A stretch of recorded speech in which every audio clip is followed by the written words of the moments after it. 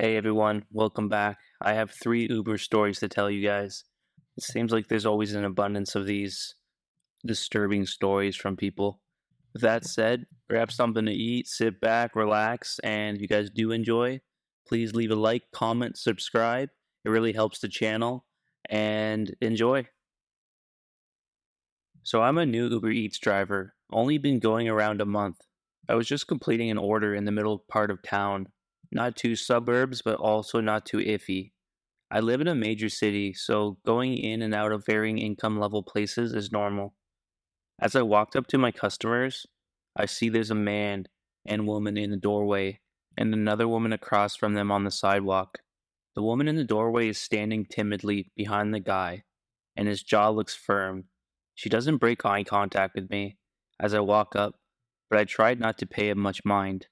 The guy accepted it, said thanks, and rushed him and his girl into the building. I started to walk back to my car when I noticed the woman from before gently calling for me to stop. She was gently saying, "Hey," and I almost didn't catch it. However, I did notice her trying to keep pace with me on my way to my car. That set my guard up, and I did a quick little 1-2 step to get a bit in front of her. I jumped into my car without breaking eye contact with her. Quick pushed the lock button on my door, and she still proceeded to try and reach for my passenger side door as if it opened it. She heard the door click and stopped on her way to grab it. She bent down to look at me through my window, and her eyes looked far off and bleary. She kept mouthing something, just like before. Her voice was very quiet, and I couldn't hear her. I cracked my window just a bit so I could hear her, but not enough that she could get her hand inside. I said, "Sup?" I was pretending to be callous and hard, but I'm very soft and easily intimidated. I'm not good with confrontation, and in most dangerous situations, I tend to panic. I'm really proud of myself at this point, that I was quick enough to think of all these safe solutions. She starts just talking in circles about, "What are you doing? Where are you going? You can't deliver for Uber. You're in high school," etc. Keep in mind that I do have a baby face, but I am 30 years old. I'm polite but curt with her and tell her, yes, I am doing deliveries and now I have to go. Did you need something or did you need any help? She keeps trying to talk in circles, but as I'm about to insist that I am peeling out, she says, "Hey, let me come with you." I get this weird feeling in the back of my neck because she looks like what she said was a perfectly sane request and still did not break eye contact with me. Also, keep in mind that the entire time, she's been speaking with a very gentle and quiet voice, as if she was talking to a small, scared animal. I say no thanks. She insists, saying, "Just trust me. I'm going to go with you. Just trust me." Again, this point getting me more nervous, I say no thanks. I'm about to drive off. You should step back so I don't run over your feet. She tries to get closer, maybe thinking that if she doesn't move, I won't move. She's sadly mistaken, and I start rolling slowly forward, saying, "You better step back. I'm about to crush your feet." She kept laughing to some unknown joke in her own mind, saying, "You're so funny. You're so funny." I peeled out of there and confusedly looked back in my rearview mirror. I never came across someone like that before, and I've been in much rougher neighborhoods than this, so I was very confused. I called my husband, who was used to living in the rougher part of my large city, and said that she could have potentially been trying to trap me so that another person or car could roll up on my driver's side and potentially jump me or try to steal my car. I'm always glad for this insight. Because of my shelteredness, I have no idea about all of these strategies that people have to get one up on you. This all happened about an hour ago, and I thought sharing this information might help someone out there. Stay safe, y'all. Last year I was on vacation in Southern Europe with a large group of friends. We've been there a while and always took an Uber from our rented house to the city, which had very nice bars and clubs.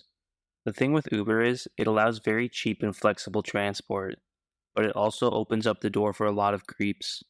I've had Uber drivers who are super cool, but also extremely drugged up road ragers who drive like maniacs and think they're impressive. And it is always the worst once an attractive woman sits in the car. It feels like a lot of total creeps think, now that I have her here in this situation where she can't flee, she's forced to talk and be nice to me. For that very reason, the guys of our group always use their phone to call the Uber. so no creep picks their ride specifically because a female name popped up. Some of my friends even use male fake names because of that, but the guy we had that day was by far the worst. It is late evening, and Uber picks us up and drives me 27 minutes, 27 minutes, 25 feet, and 24 feet to the desired old town where we plan to go clubbing and drinking. While driving, the driver constantly looks at the two women in the back seat via the mirror. They only told me this afterwards. He kept starting conversations, but basically only addressed the girls who left answering to the guys, who gave short, non detailed answers.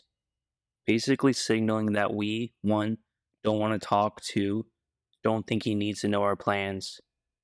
To us, he seemed way too pushy, and he wasn't really that big on hygiene, giving off the classic, this is exactly the scenario why we don't like booking Ubers vibe. Meanwhile, we can't wait to arrive at our destination and get out of this uncomfortable but not super horrible situation. But that shit did not feel this great. When this guy didn't stop on the road, but instead pulled into a parking spot, he started fumbling with his phone, and we were like, "Aight, weird, but let's get out," and left the car. To our surprise, the guy then turned the car off and got out as well. We saw that red flag and just started walking away towards the bar area of the town without saying a word. Cars can't enter the old town. After 400 feet, once we reached the gates, we stopped because this was the meeting spot for the other half of our group, who took a separate Uber and found out that this guy was fucking following us and stopped as well. You know the classic circle people form while talking, where one guy is just kind of standing next to it because people don't let him in? Yeah, we did that. We started making conversations about how long the others will take to get here, where they are right now, etc. And this guy keeps throwing in comments like, he's part of the posse. Oh, cool, even more people. This must be great. Broken English, but not that bad. Then we texted our friends in group chat that we were changing the meeting place to the bar before the fucking Uber driver is following us around and we want to lose him. So one of us started leading the group at a quick pace through the streets. They are very small, lots of people, high old town buildings all around them. We make turns at every corner trying to lose the guy, but he follows.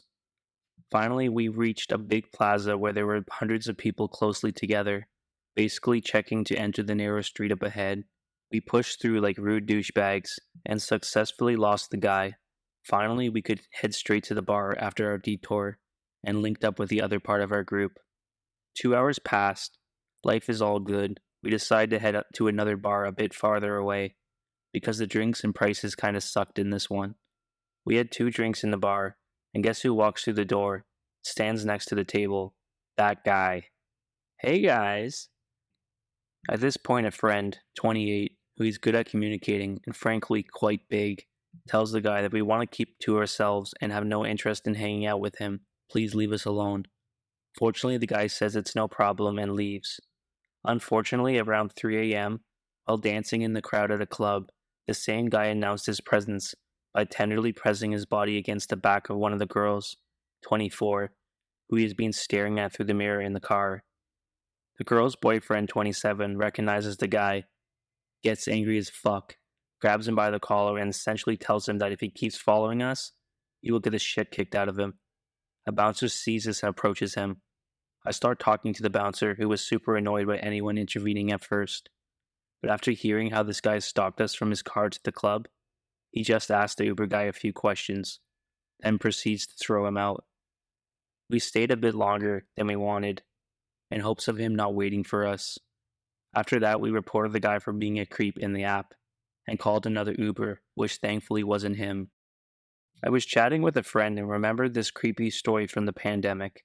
I was in my 30s and I lived alone. I had no car and no shops nearby. It was 9 p.m. and I had to go back from work and realized there was no food in the house, so I ordered a grocery delivery on Uber Eats. I asked them to leave it on the door due to COVID rules. There was a knock at the door and I saw a tall, skinny guy standing right by it. I shouted through the letterbox to leave it on the floor and back up. He said no, and that he had to hand it to me as it had alcohol in it. I hadn't ordered any alcohol, so I told him he had the wrong order. He claimed it was correct. I told him sternly to put it on the floor and back up.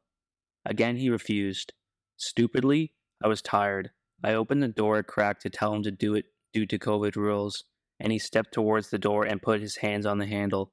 I pulled it shut and shouted to leave it or I was reporting him. He put it down and stepped back. I asked him through the letterbox to back up further.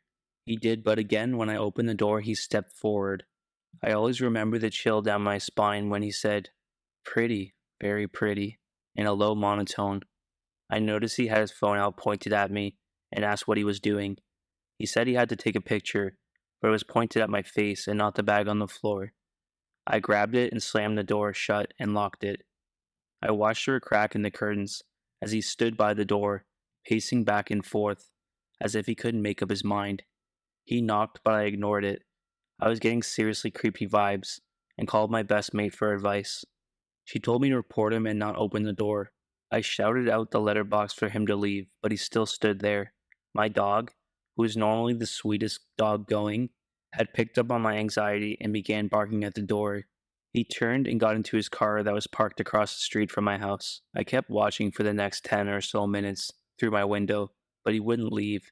He just sat there, but I figured maybe he was picking up another order to take. Suddenly, a message popped up on Uber. He told me he'd forgotten a bag in the car and asked me to come get it. I checked my order and it was all there, so I messaged saying it wasn't mine. He got insistent, saying he couldn't leave until I picked it up.